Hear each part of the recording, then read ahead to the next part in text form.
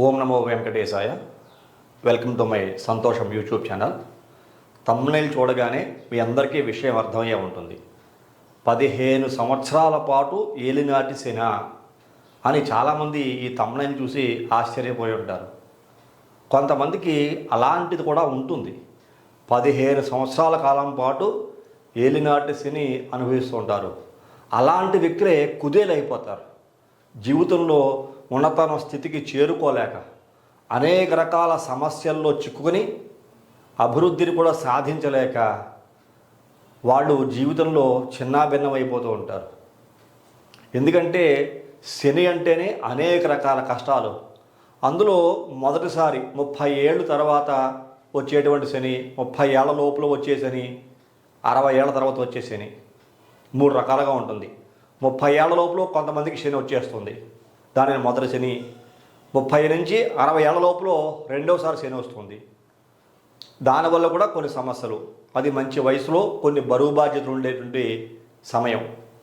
60 ఏళ్ళు దాటాక వచ్చే శని, దీనిని ప్రాణ సంకట శని అంటారు. అప్పుడు చాలామంది భయపడుతుంటారు, ప్రాణాపాయం కలుగుతుంది ఏమో అని చెప్పేసి. మరి ఈ 15 సంవత్సరాల ఏలినాటి శని ఎవరెవరికి ఏ విధంగా ఉంటుంది అనే విషయం మనం తెలియజేసుకుందాం. నేను ఎప్పుడు చెబుతూ ఉంటాను, ప్రతి దానికి కూడా రాశి చక్రము అనేటువంటిది చాలా చాలా ఇంపార్టెంట్, కీ రోల్ పోషిస్తుందని. అదే ప్రకారంగా ఇప్పుడు కూడా నేను మీకు ఒక రాశి చక్రాన్నే వేశాను. ఈ రాశి చక్రంలో ఎవరు ఎప్పుడు ఎలాగైనా పుట్టమండి. ఇది మీకు ఎగ్జాంపుల్ చెబుతున్నా. 15 సంవత్సరాల పాటు ఏలినాటి శని ఏ రకంగా ఉంటుంది. ఏలి నాటి శని, ఈ యొక్క ఏలినాటి శనితోటి ఈ 15 సంవత్సరాల పాటు బాధపడక తప్పదా? ఇలాంటి వ్యక్తులు ఖచ్చితంగా 15 ఏళ్ల పాటు బాధపడతారు. చాలా చాలా జాగ్రత్తలు తీసుకోవాలి. ఇలాంటి వ్యక్తులే జీవితంలో ఉన్నతమైన స్థానానికి ఎదగలేక చాలా సమస్యలతో సతమతమైపోతూ ఉంటారు. మరి ఇందులో ఏముంది? 15 ఏళ్ల పాటు ఏలినాటి శని. ఏలినాటి శని అంటే ఎవరికైనా 7.5 సంవత్సరాలే, 7.5 ఇయర్సే ఉంటుంది. కానీ ఇక్కడ మనకి 15 సంవత్సరాలు చెప్పాను మీకు, 15 ఇయర్స్. చూసారా? అంటే డబల్ అన్నమాట. మరి ఎలా వస్తుంది వాళ్ళకి? 7.5 ఏళ్ళ ఏలినాటి శని మేము భరించలేకపోతున్నాము, 15 సంవత్సరాల పాటు ఏలినాటి శని భరించగలమా? ఉన్నారు, ఎందుకు లేరు? అలాంటి మహానుభావులు కూడా కోకల్లలు, వాటికి కూడా కరువు లేదు. ఎందుకంటే మీకు అందరికీ అవేర్నెస్ కోసం ఈ కార్యక్రమాన్ని చేస్తున్నాను, ఏదో భయపెట్టడం కోసం కూడా కాదు. ఇప్పుడు సబ్జెక్టులోకి వెళితే ఎవరు ఆ వ్యక్తులు అని ఒక్కసారి మనం చూసాం అనుకోండి. ఎవరైనా ఈ కుంభరాశిలో పుట్టారు, శతభిష నక్షత్రంలో పుట్టారు అనుకుందాం. శతభిష నక్షత్రంలో పుట్టారు. ఈ శతభిష నక్షత్రం కుంభరాశిలో పుట్టిన ఈ వ్యక్తి, ఇక్కడ లగ్నం ఏదైనా కావచ్చు, రాశిని మాత్రం శతభిషం చెప్తున్నాను మీకు. ఈ యొక్క కుంభరాశి శతభిషం చెప్తున్నాను మీకు. కుంభ రాశి, ఈ కుంభరాశి శతభిష నక్షత్రంలో పుట్టిన వ్యక్తికి ప్రజెంట్ చూసుకుంటే ఇక్కడ శని జన్మముందన్నాడు. ఇక్కడ యాక్చువల్గా 12వ ఇంట శని, జన్మశని, 2వ శని. ఇక్కడ మీకు 12, 1 అలాగే 2, ఈ 3 కలిపితే 7.5 ఇయర్స్. ఇది ఏలినాటి శని. ఏలినాటి శని ఈ యొక్క కుంభరాశి వారికి, చూసారా, కుంభ రాశి వారికి ఉన్నది. 12 అంటే వ్యయస్థానం, 12వ స్థానంలో 2.5 ఏళ్ళు ఉన్నాడు, 2.5 ఇయర్స్. జన్మమందు కుంభరాశి అందు 2.5 ఇయర్స్ ఉన్నాడు. ఇక్కడ మీకు మీనరాశి అందు 2.5 ఇయర్స్ ఉన్నాడు. ఇది కుంభరాశిలో ఉన్న వాళ్ళకి ఏలినాటి శని ప్రస్తుతం నడుస్తోంది, వీళ్ళందరూ అనుభవిస్తున్నారు. కుంభరాశి వాళ్ళకి ఏలినాటి శని నడుస్తోంది ప్రస్తుతం ఉన్న గ్రహ సంచార కాలాన్ని బట్టి. మరి వీళ్ళకి ఈ శని వెళ్ళిపోయిన మరణా శని తగులుకుంటుంది. ఇంకొక 7.5 ఏళ్ళు శని తగులుకుంటుంది. ఆ వ్యక్తులు ఎవరు? ఇక్కడ మీకు లగ్నాన్ని మెన్షన్ చేయట్లేదు నేను, ఓన్లీ రాశిని బట్టి మాత్రం చెబుతున్నా. ఇలా శతభిష నక్షత్రం, ఇక్కడ శతభిష నక్షత్రమే కాదు, ధనిష్టం 3-4 పాదాలు, శతభిషం, పూర్వభాద్ర నక్షత్రం 1-2-3 పాదాలు. ఈ పూర్వభాద్ర నక్షత్రం ఇక్కడ వాళ్ళు క్లీన్గా రాస్తారు మీకు అర్థం అవడం కోసం. ఇక్కడ ధనిష్ట, ధనిష్ట చూసుకుంటే 3, 4 పాదాలు, అలాగే శతభిషం 4 పాదాల వారు, అలాగే పూర్వ భాద్ర. చూసారా, వీళ్ళు 1, 2, 3 పాదాల వాళ్ళు. వీళ్ళందరూ కూడా కుంభరాశి కిందకే వస్తారు. అందులో నేను చెప్పింది శతభిష నక్షత్రం ఎగ్జాంపుల్గా చెప్పాను, అంతే, ఎగ్జాంపుల్గా చెప్పాను. ఈ శతభిష నక్షత్రంలో పుట్టిన వాళ్ళు కుంభరాశి కన్ఫర్మ్గా మీకు బాగా అర్థమవుతుంది కాబట్టి ఈ శతభిష నక్షత్రంలో పుట్టిన వాళ్ళు కుంభరాశి వాళ్ళు ఏలినాడిసి అనుభవిస్తున్నారు. వాళ్ళకి 2.5 ఏళ్ళు అయిపోయింది. ఇక్కడ మీకు ఇంకా 1 ఏడాదిన్నర, అంటే దగ్గర 4 ఏళ్ళు పూర్తి అయిపోయింది. 7 ఏళ్ల కాలంలోనూ 1 ఏడాది ఇంకా దీంట్లో ఉంటాడు, 2.5 ఏళ్ళు దాంట్లో ఉంటాడు మీన రాశిలో. అంటే వీళ్ళు ప్రస్తుతం ఏలినాడిసిని నడుస్తూ ఉన్నది వాళ్ళకి, కుంభరాశి వాళ్ళకి. మరి మీనరాశి వాళ్ళకి ఏలినాడు శని ప్రారంభమైంది. చూసారా, మరి 15 ఏళ్ళు ఏలినాడు శని ఎవరికి ఉంది, అసలు ఈ హెడ్డింగ్కి అర్థం ఏమిటి అని ఒకసారి మనం పరిశీలించామనుకోండి, ఈ తమ్నైల్కి అర్థం ఏమిటి పరిశీలించామనుకోండి, ఈ శతభిష నక్షత్రంలో పుట్టిన వ్యక్తికి ఏదో ఒక పాదం చూసుకుందాం. ఉదాహరణకి ఈ శతభిష నక్షత్రం 1వ పాదం తీసుకుందాం. శతభిషం 1వ పాదం. ఇలా పుట్టిన వ్యక్తికి పేరు గో అనే అక్షరంతో పేరు పెట్టాలి. గో, సా, సి, సు 4 పాదాలు. ఇందులో మీకు గోపాలరావు, గోపాలరావు. యాక్చువల్గా వాళ్ళు పెట్టవలసిన పేరు గోపాలరావు, కానీ ఈ శతభిష నక్షత్రం గోపాలరావు గో అనే అక్షరంతో ఈ పేరుతోటి పేరు పెట్టలేదు. వాళ్ళు శతభిష నక్షత్రంతో పేరు పెట్టలేదు. ఈ గోపాలరావు అని పేరు పెట్టడం మానేసి, ఓకేనా, విశ్వేశ్వరరావు అని పేరు పెట్టారు. విశ్వేశ్వరరావు అని పేరు పెట్టారు. ఈ విశ్వేశ్వరరావు దేనిని సూచిస్తోంది మనకి బాగాను, ఇది మనకి రోహిణి నక్షత్రాన్ని సూచిస్తూ ఉంటుంది. చూసారా, ఇది రోహిణి నక్షత్రము, వృషభ రాశి, వృషభ రాశిలో ఉంది. ఇక్కడ మీకు ఈ రాశి నుంచి 1 మనకి శతభిష, మీ కుంభరాశిని తీసుకుంటే 2 మీనరాశి, 3 ఇలాగా ఈ శతభిష నక్షత్రం కుంభరాశి 1, 2 మీనరాశి, 3 మేషరాశి, 4 వృషభ రాశి. 4 వృషభ రాశి రోహిణి నక్షత్రంలో పేరు పెట్టారు. ఈ రోహిణి నక్షత్రము చంద్రుడికి ఉచ్చస్థానం అవుతుంది. కానీ వీళ్ళు పుట్టింది శతభిషమే, కుంభరాశిలోనే పుట్టారు. కానీ పేరు మాత్రము విశ్వేశ్వరరావు అని పెట్టి రిజిస్టర్లో లీగల్గా ఫ్రమ్ ద స్టార్టింగ్. అసలు ఈ గోపాలరావు అని పేరు పెట్టుకోవడం వాళ్ళకి తెలుసో తెలియదో, వాళ్ళు కన్సల్ట్ అయ్యారో లేదో తెలియదు, గోపాలరావు అని వాళ్ళకి పూర్తిగా తెలియదు, వదిలేశారు. కానీ పుట్టింది కుంభరాశి అని తెలుసు, శతభిష నక్షత్రం అని తెలుసు వాళ్ళకి. చూసారా, కానీ ఈ విశ్వేశ్వరరావు అని పిలవడం, విశ్వేశ్వరరావు అని పేరు సెటిల్ అవ్వడం, అప్పుడు మీకు ఇది మనం రాశిగా తీసుకుంటాం. ఇందులో రోహిణి నక్షత్రంలో పేరు వచ్చిన కారణం చేత. చూసారా, ఇక్కడ దీనిని చూసుకుంటే దీని నుంచి ఇక్కడ మీకు రాశి 10వ స్థానం అయింది. ఇక్కడ కంటక శని నడుస్తోంది. చూసారా, కంటక శని. యాక్చువల్గా ఈ రోహిణి నక్షత్రంలో విశ్వేశ్వరరావు అనే పేరుకి కంటక శని నడుస్తూ ఉన్నది. మళ్ళా ఈ శని ఎన్నో స్థానాలు చూస్తున్నాడు, ఈ రోహిణి నక్షత్రానికి 12వ స్థానం చెప్పినటువంటి 3వ దృష్టితోటి మేషరాశిని చూస్తూ ఉంటాడు. చూసారా, మళ్ళా ఇదే శని 7వ దృష్టితోటి సింహరాశిని చూస్తుంటాడు. ఈ యొక్క వృషభ రాశిలో పేరు ఉంది కాబట్టి అతనికి 4వ స్థానం అవుతుంది. ఈ యొక్క కుంభరాశి నుంచి 7వ స్థానం అయ్యింది. చూసారా, అంటే విశ్వేశ్వరరావు ఉన్న పేరుకి 2 ఇంపార్టెంట్ ప్లేసులు, చాలా ఇంపార్టెంట్ ప్లేసు. సింహరాశి అత్యధిక రవి శుభ ఫలితాలు ఇస్తూ ఉంటాడు.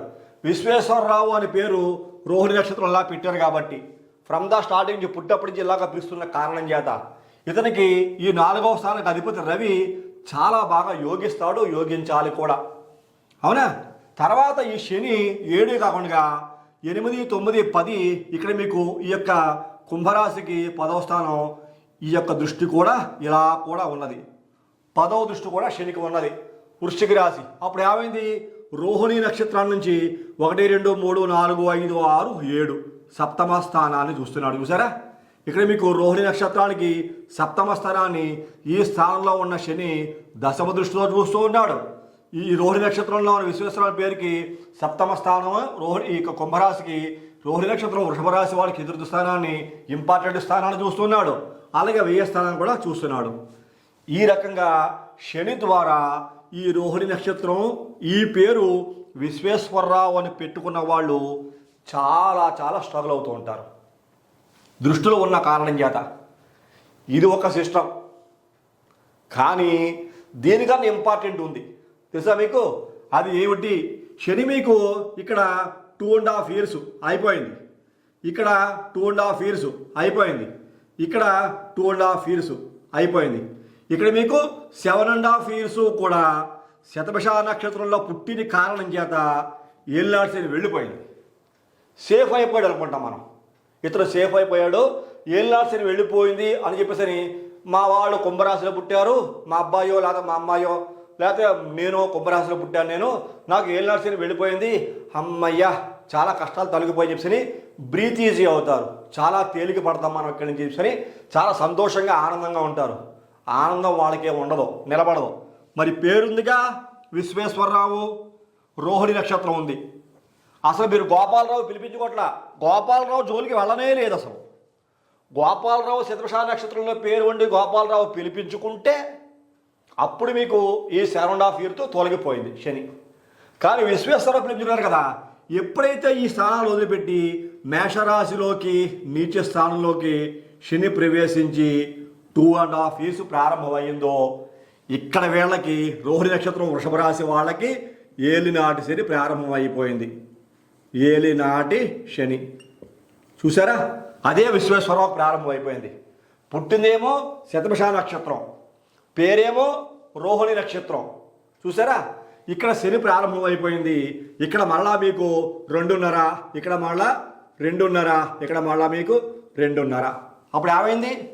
ఇక్కడ చూసారా 7.5 + 7.5 = 15 సంవత్సరాలు వచ్చేసిందా? నేను మీ టైటిల్ పెట్టాను చూడండి.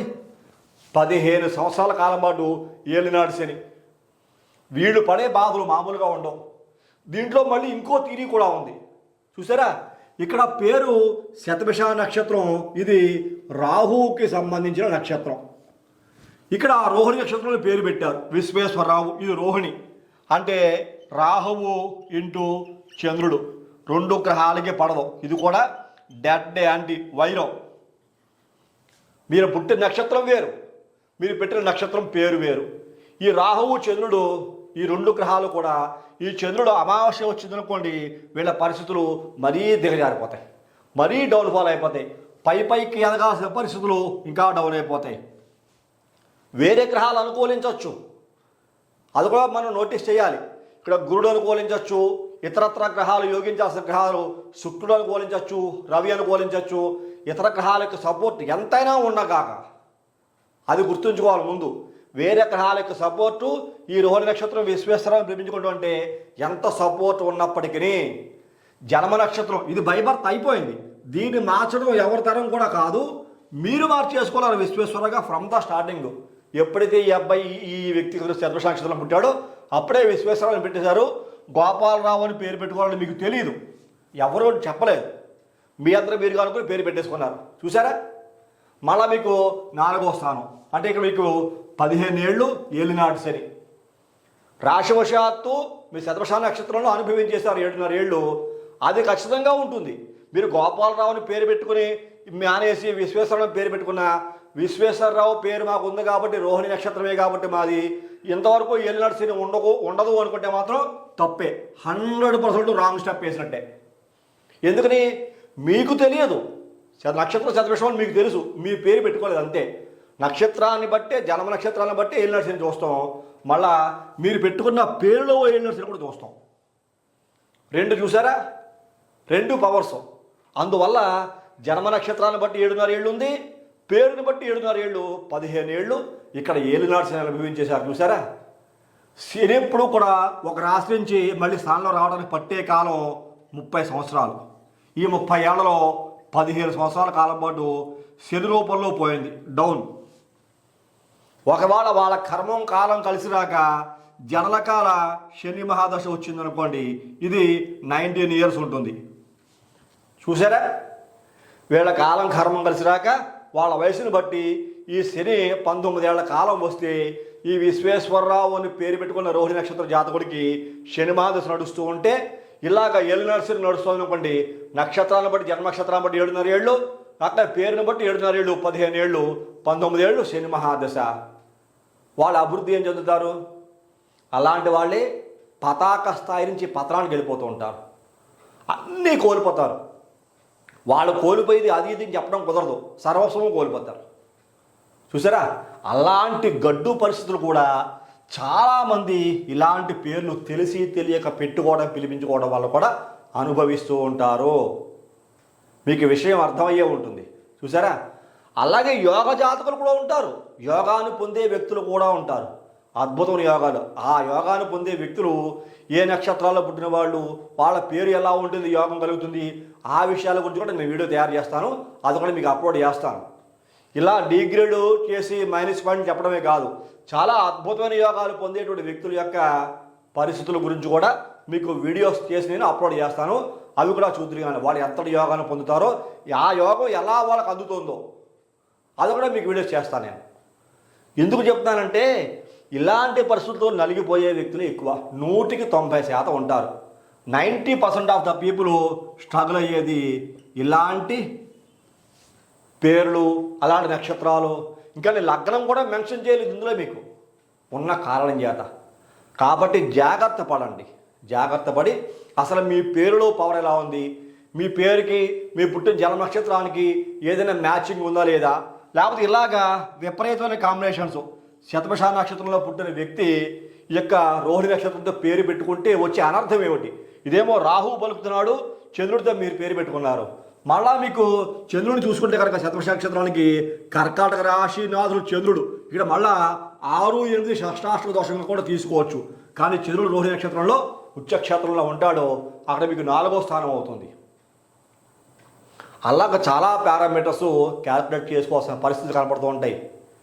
కాబట్టి ఇది ఎవరిని ఉద్దేశం చేయడం కాదు, ఒక ఇంపార్టెంట్ సబ్జెక్టు, ఒక మంచి ఎడ్యుకేషన్ అన్నమాట. ఇది ప్రతి ఒక్క వ్యక్తికి అవేర్నెస్ తీసుకొచ్చేటువంటిది అద్భుతమైన శాస్త్రం. మీకు తెలియజేయడం కోసం ఇలాంటి అనాలిసిస్ చేసి నేను మీకు ప్రోగ్రామ్ చేయడం కూడా జరిగింది.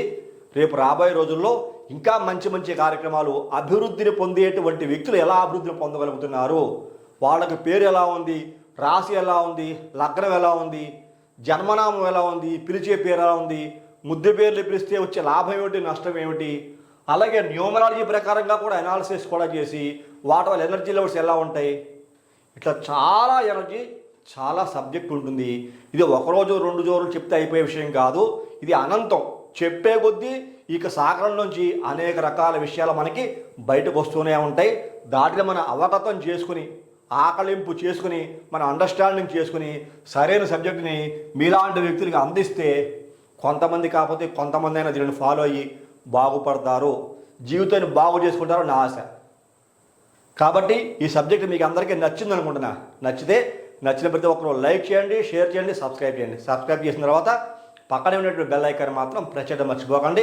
అలా బెల్ ఐకాన్ ప్రెస్ చేయడం వల్ల నేను అప్లోడ్ చేయబోయే ప్రతి ఒక్క వీడియో మీకు వెంటనే ఇంటిమేట్ చేయబడుతుంది. మీరు యూట్యూబ్లోకి వెళ్ళి సెర్చ్ చేయాల్సిన అవసరం లేకుండా.